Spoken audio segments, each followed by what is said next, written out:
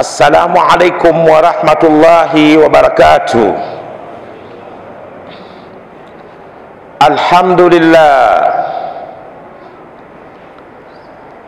Alhamdulillahi alladhi qala fi qawlihi wa huwa asdaqul qailin. Bismillahir rahmanir rahim.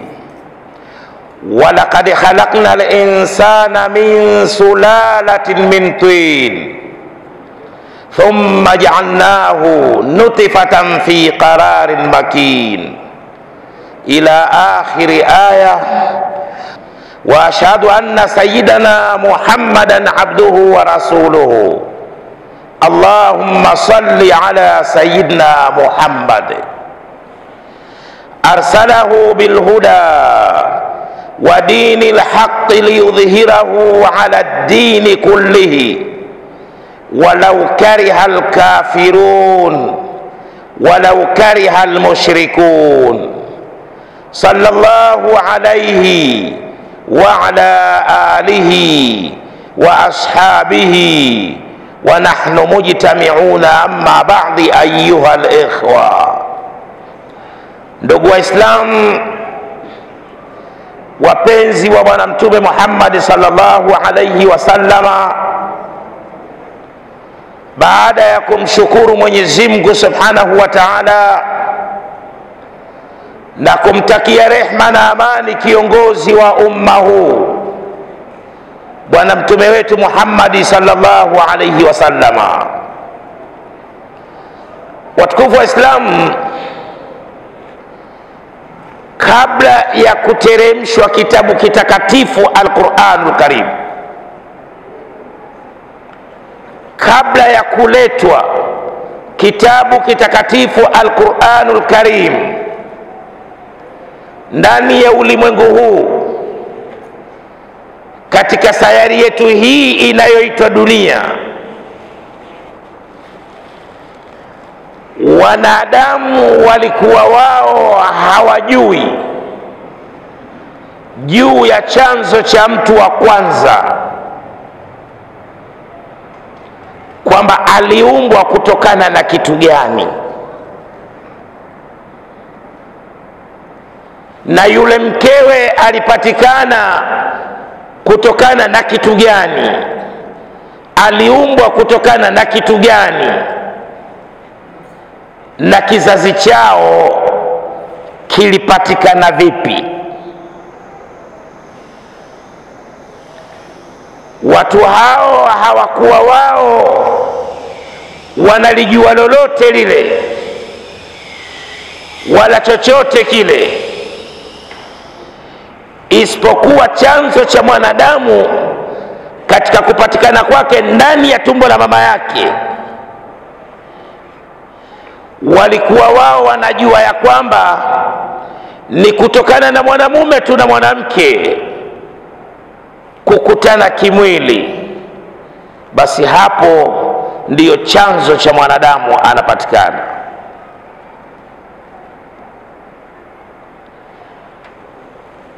Aristotle, huyu ni mwanafalsafa wa Kigiriki, katika karne ya 4 kabla ya kuzaliwa kwa Nabii Isa alayhi salatu wassalam, alikuja yeye akasema kwamba mwanzo wa mwanadamu kupatikana kwake ndani ya tumbo la mama yake, kwamba yule mwanadamu anapatikana kutokana na kitu fulani, lakini hicho kitu chenyewe hakuweza kukitaja kwamba ni kitu gani.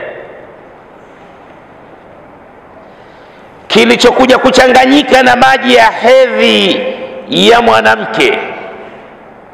Maelezo haya hayakuwa sahihi na wala hayana ukweli wowote ule ndani yake, bali hizo zilikuwa ni jitihada zake na juhudi zake na uoni wake kwa wakati wake ulifikia hapo.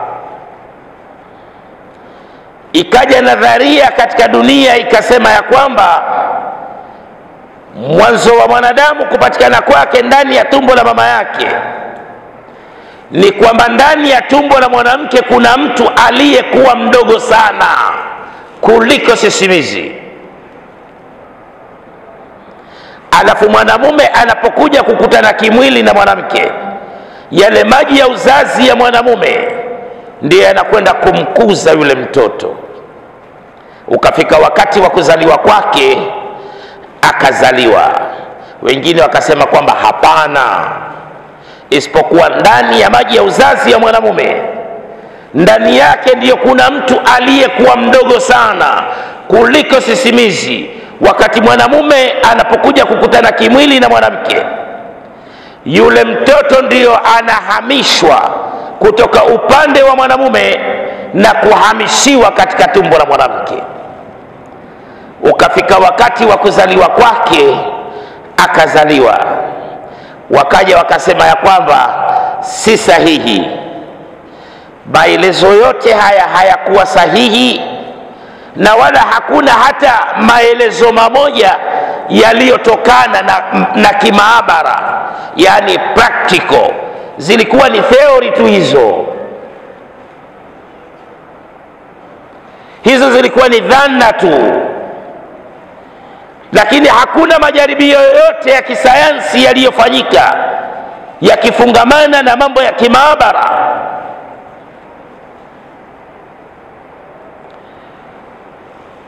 Kukaja nadharia ya Charles Robert Darwin.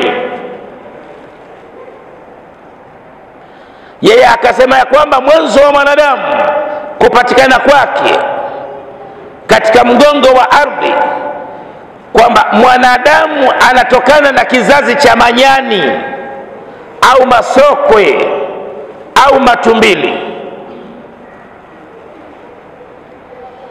aliyebadilika kidogo kidogo kutoka hatua moja mpaka hatua nyingine, mpaka yule mwanadamu akaja kuwa ni mwanadamu aliyekuwa kamili, kama hivi leo mwanadamu tunavyomuona katika sura yake, haiba yake, jimbile lake, utashi wake na ubinadamu wake.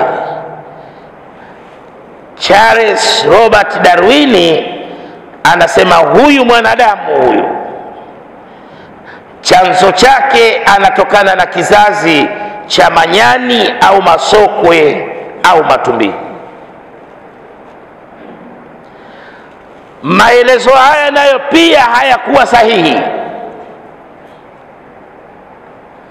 na katika haya yote aliyoeleza hakuna hata jambo moja lililohusika na mambo ya kimaabara, kwamba kulikuwa zimefanyika tafiti za kimaabara.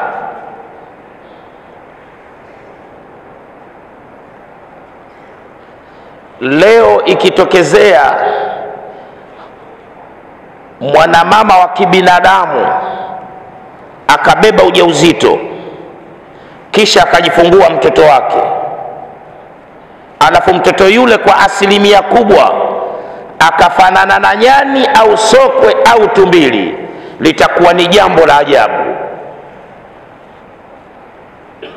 kitakuwa ni kituko na kitakuwa kimepitiliza, kitakuwa ni kitakuro. Madaktari bingwa wa fani zote za kiilmu dunia mzima watasafiri kutoka katika nchi zao na kwenda katika nchi hiyo kwenda kumchunguza mwanamama huyo wa kibinadamu. Imekuwaje mwanamama wa kibinadamu amebeba ujauzito, amejifungua mtoto, na yule mtoto kwa asilimia kubwa amefanana na nyani au sokwe au tumbili? Litakuwa ni jambo la ajabu, na hakuna daktari yeyote atakayethubutu kusema ya kwamba hicho ndiyo chanzo cha mwanadamu, ndiyo mwanzo wa mwanadamu, ndiyo chimbuko la mwanadamu, ndiko alikotokea huko, na kwamba mtoto huyu kadiri atakapozidi kukua atabadilika kutoka kwenye unyani wake au sokwe wake au utumbili wake na kuja huku kwenye ubinadamu wetu. Hakuna daktari yeyote atakayethubutu kusema hivyo. jamii hizi za manyani, masokwe na matumbili zimesheheni tele katika mbuga zetu. Hatujawahi kuona wala kushuhudia tukamuona nyani au sokwe au tumbili akibadilika, akitoka katika ule usokwe wake, unyani wake, utumbili wake, akija huku katika ubinadamu wetu. Hatujawahi kuliona hilo jambo, na wala hatujawahi kusikia kwamba askari wa wanyamapori wamemuokota mwanadamu huko porini ambaye amebadilika tayari kutoka kwenye unyani au sokwe au tumbili, amekwisha kuwa mwanadamu kamili, hajui wapi aende. Ndio wamemuokota, wamemleta huku katika jamii ya kibinadamu. Hatujawahi kusikia jambo kama hilo. Watukufu wa Islam, Professor Kate Moore, huyu ndiye daktari bingwa kidunia wa embryology and anatomy, ndiye daktari bingwa kidunia wa kiini cha mimba ya mwanadamu na kukua kwake na mabadiliko yake na viungo vya mwili wa mwanadamu katika chuo kikuu cha sayansi cha Toronto nchini Canada, Canadian Association of Anatomists. Huyu ndiye mwenyekiti wa idara ya anatomy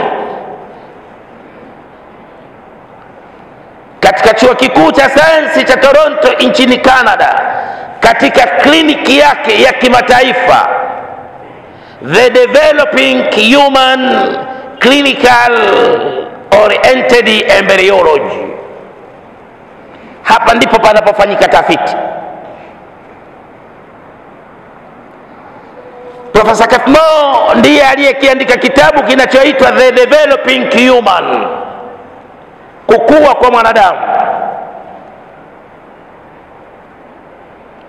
Kitabu hiki kinatumika kwa kazi za rejea za kisayansi katika vyuo vikuu vyote duniani na hususan kwa wanafunzi madaktari. Kitabu hiki kimeteuliwa na kamati maalum nchini Marekani kuwa ndio kitabu kilichokuwa bora, kilichoweza kueleza kwa ufasaha juu ya chanzo cha mtu wa kwanza na mkewe na kizazi chao, kwamba walipatikana vipi. Professor Kate Moore mwaka 1984 alipewa tuzo ya juu kabisa ya kisayansi inayojulikana kwa jina la JCB. Daktari huyu katika kitabu chake hiki cha kimataifa The Developing Human, Professor Kate Moore ameeleza kwamba Qur'ani ndiyo kitabu pekee ndani ya ulimwengu huu kilichoweza kueleza kwa ufasaha juu ya chanzo cha mtu wa kwanza na kizazi chake. Daktari huyu bingwa kidunia ameeleza katika kitabu chake hiki cha kimataifa kwamba Qur'ani ndiyo kitabu pekee ndani ya ulimwengu huu kilichoweza kueleza kwa ufasaha juu ya chanzo cha mtu wa kwanza na kizazi chake. Amekwenda kunukuu maneno ya Mwenyezi Mungu Subhanahu wa Ta'ala kutoka katika kitabu kitakatifu Al-Qur'anul Karim katika sura ya 23 Al-Mu'minuna aya 12 mpaka aya 14. Ameingiza katika kitabu chake hiki cha kimataifa,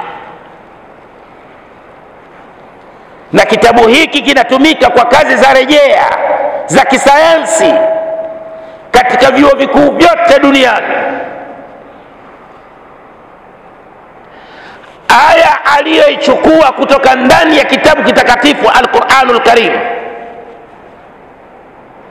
akaiingiza ndani ya kitabu chake hicho cha kimataifa. Mwenyezi Mungu Subhanahu wa Ta'ala anasema walaqad khalaqna al-insana min sulalatin min tin thumma ja'alnahu nutfatan fi qararin makin thumma khalaqna an-nutfata 'alaqatan fakhalaqna al-'alaqata mudghatan fakhalaqna al-mudghata 'idhama fakasawna al-'idhama lahma thumma ansha'nahu khalqan akhar fatabarakallahu ahsanul khaliqina. Sadaqallahul azim. Ameichukua aya hii ameingiza kwenye kitabu chake The Developing Human, na kitabu hiki hakuna mtu atakayekwambia mimi ni daktari asiyekijua kitabu hiki na asiyekisoma kitabu hiki. Ni lazima ukisome. Ni kitabu ambacho kinatumika kwa kazi za rejea za kisayansi, hususan kwa wanafunzi madaktari. Kitabu hiki kinapatikana katika mauniversity yote dunia mzima. Mwenyezi Mungu Subhanahu wa Ta'ala katika aya hii anasema, na hakika tulimuumba mtu wa kwanza baba yenu Adam alayhi salatu wasalam, tulimuumba kutokana na udongo uliokuwa safi kabisa, udongo wa sulala.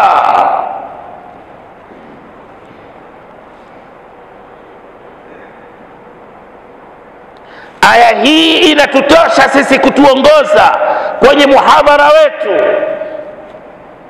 katika darsa letu juu ya chanzo cha mtu wa kwanza na kizazi chake na mkewe, kwamba waliumbwa kutokana na kitu gani, uumbwaji ulifanyikaje. Aya hii inatutosha sisi kutuongoza. Watukufu wa Islam, katika kuumbwa kwake mwanadamu kutokana na udongo, ndani yake kuna hikma iliyokuwa kubwa kabisa. Ndani yake kuna falsafa ya hali ya juu kabisa. Ndani yake kuna mazingatio ya hali ya juu kabisa. Ndani yake kunapatikana ilmu ya hali ya juu kabisa. Qur'ani imeweza kueleza chanzo cha mtu wa kwanza baba yetu Adam alayhi salatu wasalam, kwamba yeye aliumbwa kutokana na udongo, na Qur'ani pia imeweza kutaja jina la udongo uliotumika katika kumuumbia yule mtu wa kwanza. Ndiyo kitabu cha mwisho, hakileti tena kitabu kingine baada ya kitabu hiki isipokuwa kitasimama kiyama. Kitabu hiki kinawajibika, kiliwajibika kwamba ni lazima kieleze kwa ufasaha juu ya chanzo cha mtu wa kwanza, kwa sababu ni jambo ambalo watu walikuwa hawalijui katika dunia. Aidha walilijua likapotoshwa, aidha kwa maksudi, au watu muda ulipita ukawa ni mrefu wakalisahau. Qur'ani ikiwa ndiyo kitabu cha mwisho, kinawajibika kwamba ni lazima kiwaambie wanadamu ndani ya ulimwengu kwamba yule mtu wa kwanza baba yetu Adam alayhi salatu wasalam, kwamba yeye aliumbwa kutokana na kitu gani. Qur'ani inaeleza ya kwamba aliumbwa kutokana na udongo, alafu Qur'ani ikaenda kutaja mpaka jina la udongo uliotumika katika kumuumbia mtu wa kwanza, kwa sababu katika ardhi kuna matabaka mengi ya udongo. Sampuli za udongo ziko za aina nyingi. Qur'ani ingaliishia kueleza tu ya kwamba mtu wa kwanza aliumbwa kwa udongo, ingekuwa imewaacha njia panda wanadamu.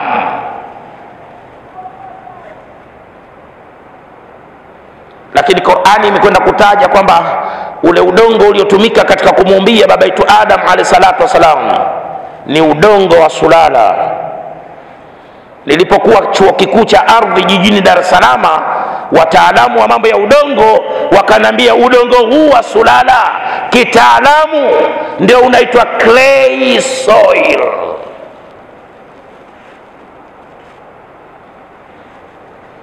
Hii ndiyo sampuli ya udongo iliyotumika katika kumuumbia yule mtu wa kwanza, na Qur'ani ikaenda kukueleza pia mpaka katika tabaka la ardhi unapopatikana udongo huu wa sulala, kwamba ukiuchimba ukifika katika tabaka fulani utaukuta. Qur'ani imekwenda kutaja mpaka katika tabaka la ardhi unapopatikana udongo huu wa sulala. Katika sura ya 15 sura Al-Hijri aya 28 mpaka 29, Qur'ani ikasema tikana katika matope yaliyokuwa meusi yaliyovunda yanayonuka.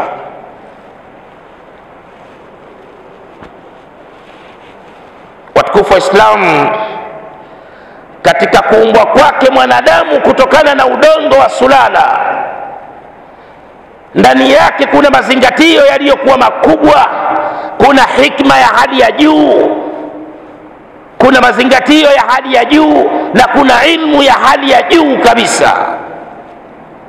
Mwenyezi Mungu Subhanahu wa Ta'ala aliwatuma malaika wakaja katika mgongo huu wa ardhi kuja kuuchukua ule udongo wa sulala. Ule udongo ulitiwa katika chombo maalum.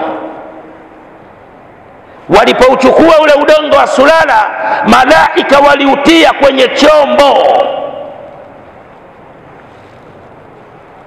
kisha kile chombo kikabebwa na malaika kikiwa ndani yake na ule udongo wa sulala, ukahamishwa udongo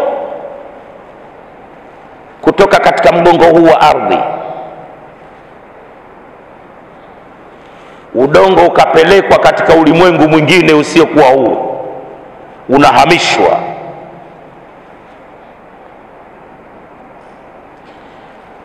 Mwenyezi Mungu anawaambia malaika, wa idh qala rabbuka lilmalaika inni ja'ilun fil ardi khalifa. Na wakumbushe habari hii wakati Mola wako aliposema kuwaambia malaika, hakika mimi nataka nimuumbe kiumbe mwingine kutokana na udongo, nimuweke katika mgongo wa ardhi ili yeye ndiye awe ni khalifa. Khalifa ni mwakilishi anayemwakilisha mfalme katika ufalme wake mahali pengine. Khalifa katika lugha iliyokuwa nyepesi tunaweza kusema kwamba ni balozi anayemwakilisha mfalme wake katika ule ufalme wake mahali pengine. Mwenyezi Mungu amemchagua mwanadamu anakuwa ni khalifa katika mgongo wa ardhi, kumwakilisha Mwenyezi Mungu Subhanahu wa Ta'ala, ausimamishe ufalme wa Mwenyezi Mungu Subhanahu wa Ta'ala katika mgongo wa ardhi. Anatakiwa aishi hapa katika mgongo wa ardhi, na anasema anataka kumuumba kutokana na udongo, na udongo wenyewe ni udongo wa sulala, na ule udongo wa sulala unapatikana hapa katika mgongo wa ardhi. Kwa nini asimtengenezee hapa hapa?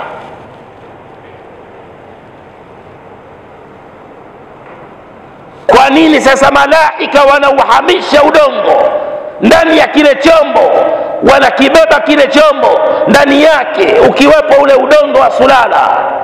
Udongo unahamishwa kutoka katika mgongo wetu huu wa ardhi, unapelekwa kwenye ulimwengu mwingine. Kwa nini asimtengenezee hapa hapa? Kwa nini udongo sasa unahamishwa unapelekwa kwenye ulimwengu mwingine, anakwenda kutengenezeka, anakwenda kutengenezwa katika ulimwengu mwingine? Kwa nini ilikuwa hivyo?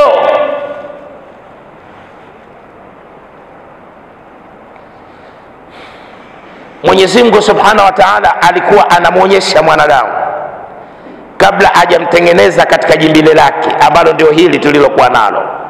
Alikuwa anamuonyesha mapema apate kufahamu yule mwanadamu ya kwamba yeye mwanadamu ni kiumbe wa hijra. ni kiumbe wa kuhamishwa, na kuhamishwa kwenyewe kuna kuwa ni kwa lazima, voluntary hijra. Akipenda atahamishwa, asipopenda atahamishwa, akitaka atahamishwa, asipotaka atahamishwa. Mwenyezi Mungu Subhanahu wa Ta'ala kuambia malaika kwamba ule udongo wa sulala waubebe, wauhamishe katika mgongo huu wa ardhi, upelekwa ule udongo kwenye ulimwengu mwingine. Mwenyezi Mungu alikuwa anamwonyesha mwanadamu hapa ajitambue ya kwamba mimi ni kiumbe wa hijra, ni kiumbe wa kuhamishwa, na kuhamishwa kwenyewe kuna kuwa ni kuhamishwa kuliko kwa lazima. Akipenda atahamishwa, asipopenda atahamishwa, akitaka atahamishwa, asipotaka atahamishwa. Yeye ni kiumbe wa hijra. Malaika wakakibeba kile chombo, ndani yake kikiwepo na ule udongo wa sulala. Chombo kikapelekwa kwenye ulimwengu mwingine, wakakipeleka walikotakiwa kukipeleka, na wakaenda kukiweka mahali ambapo walipotakiwa kukiweka. Kisha Mwenyezi Mungu Subhanahu wa Ta'ala akawaambia wautie maji ule udongo. Malaika wakautia maji ule udongo. Basi hapa napo palipita muda. Haikuwa tu kwamba ule udongo ulipoletwa wa sulala ndani ya kile chombo ndio pale pale akafinangwa yule baba yetu Adam alayhi salatu wasalam. La, palipita muda.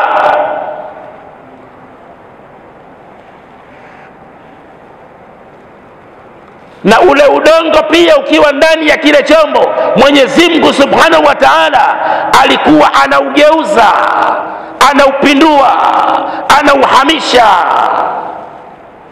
kutoka hali moja unapelekwa kwenye hali nyingine. Udongo unahamishwa kutoka hali moja unapelekwa hali nyingine, unahamishwa kutoka katika hali moja unahamishiwa katika hali nyingine. Hapa pia alikuwa anamuonyesha ya kwamba yeye ni kiumbe wa hijra, wa kuhamishwa.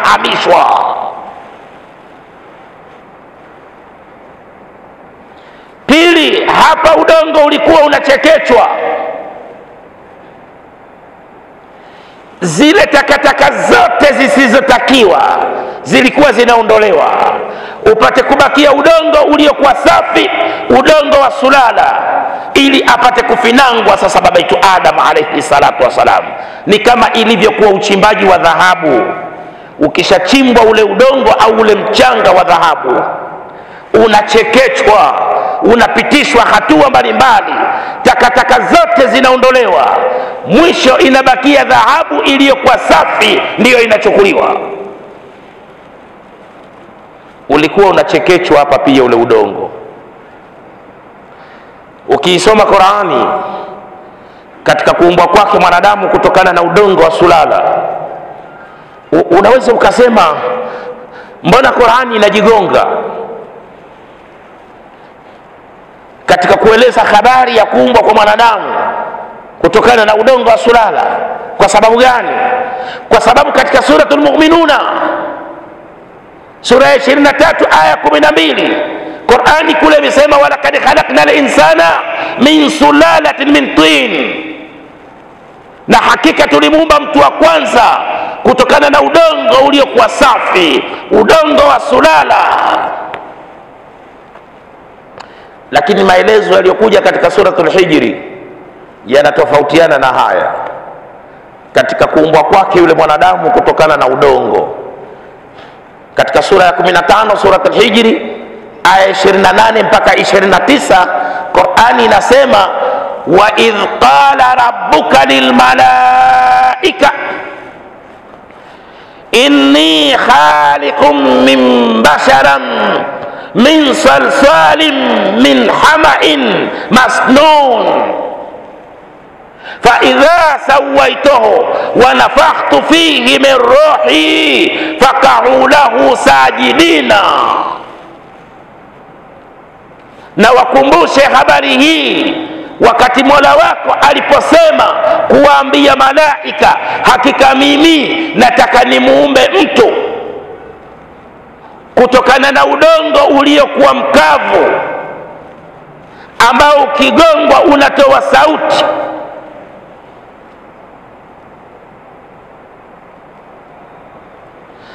Fa idha sawaituhu wa nafakhtu fihi min ruhi, basi nikishamtengeneza sawa sawa na kumpulizia roho itokanayo na mimi, hapo ndipo fakau lahu sajidina, ndipo mumwangukie na kumsujudia. Huku anawaambia malaika, nataka nimuumbe mtu kutokana na udongo uliokuwa mkavu ambao ukigongwa unatoa sauti, wenye kutokana na matope yaliyokuwa meusi yaliyobunda yanayonuka. Maelezo haya yanatofautiana na yale ya katika suratul Mu'minuna. Katika suratul Mu'minuna anasema, na hakika tulimuumba mtu wa kwanza kutokana na udongo uliokuwa safi, udongo wa sulala. Maelezo haya yanatofautiana. Huku anasema tulimuumba mtu wa kwanza kutokana na udongo uliokuwa safi, udongo wa sulala. Kule katika suratul Hijri anawaambia malaika, hakika mimi nataka nimuumbe mtu kutokana na udongo uliokuwa mkavu ambao ukigongwa unatoa sauti, wenye kutokana na matope yaliyokuwa meusi yaliyovunda yanayonuka.